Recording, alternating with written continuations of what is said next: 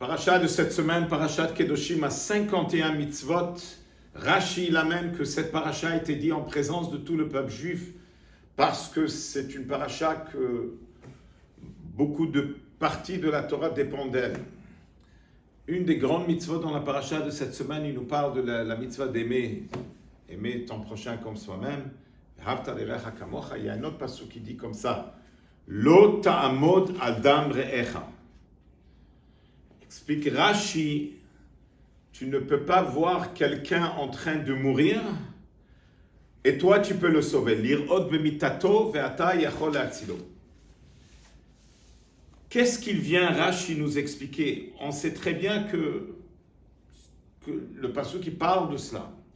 La question qui se pose, que Rashi vient expliquer, c'est que pourquoi il faut parler avec un langage négatif? Pourquoi on ne peut pas parler avec un langage positif? Vaso, tu dois être là pour sauver ton ami, pour faire tout pour ton ami. Et de là, on comprend que Rashi parle dans un cas que peut-être on n'est pas obligé d'aller. Parce que quand je vais aller le sauver, je mets ma vie en danger. Alors là, peut-être je dois rester du côté. Et c'est ça que Rashi il est en train de dire. Quand toi, tu vois que l'autre est en train de mourir, ve'ata yachol le'atzilo, tu as tout le pouvoir pour le sauver. C'est-à-dire, tu as tout le pouvoir. Si toi, tu vas être en danger, tu n'es pas obligé. Mais si tu as le pouvoir de le sauver, tu dois le faire. Ça veut dire que ce passage est en train de nous expliquer cette importance d'être responsable un pour l'autre. Il y a une histoire qui est arrivée il y a presque 60 ans. C'était mars 1964. Il y avait une femme italienne, américaine, qui s'appelle Katie Janovza. Elle est rentrée à la maison, c'était à New York. Et en rentrant dans le parking, il y a une personne qui l'a rencontrée qui a commencé de la poignarder. Et elle a commencé à crier, elle se sauvait. Elle est arrivée jusqu'à les escaliers du bâtiment et elle est tombée.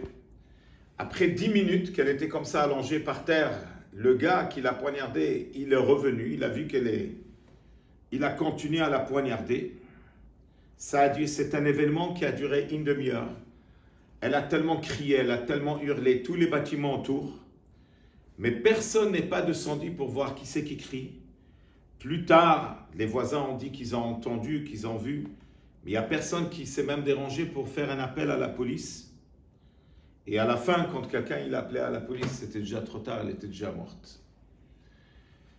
Cette histoire réveille que chez nous, le peuple juif, c'est différent. Il y a un membre de Knesset qui s'appelle Hanan Porat, qui a fait carrément une loi dans le Knesset. Il a appelé cette loi la loi de Lo ta'amod adam re'echa. Donc en Israël aujourd'hui, si tu n'aides pas à une personne qui est en danger, tu peux avoir une punition jusqu'à 1 an de prison. Le rabbi, en 1986, il a pris ce passouk, il a dit que ce passouk est en train de nous réveiller une conscience. Quand tu vois un juif qui est en train de se noyer spirituellement, le Baal Shem Tov nous enseigne que tout ce qu'un juif il voit, il écoute, il doit tirer une leçon dans sa vie.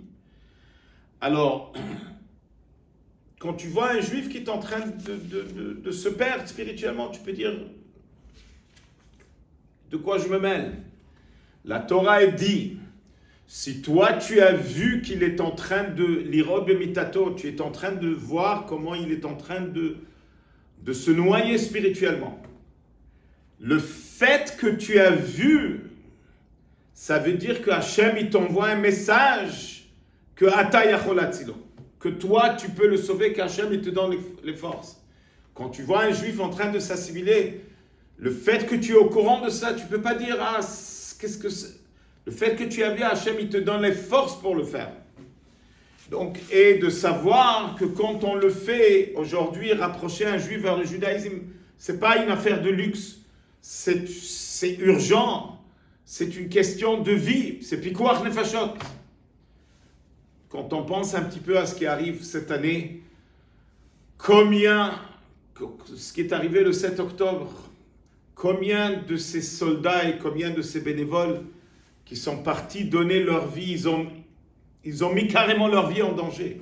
C'est pas que peut-être, et malheureusement il y a ceux qui sont morts, mais ils ont mis leur vie en danger et ils ont sauvé énormément de juifs. On peut imaginer dans quel niveau ils sont au Gan Eden. Ça peut que nous encourager et nous inspirer. Cette paracha de cette semaine, quand le monde entier s'est mis contre nous, même nos amis, quel est le message? Nous, on doit se renforcer entre nous. Le Ahavat Israël, l'unité du peuple juif doit prendre maintenant une autre dimension.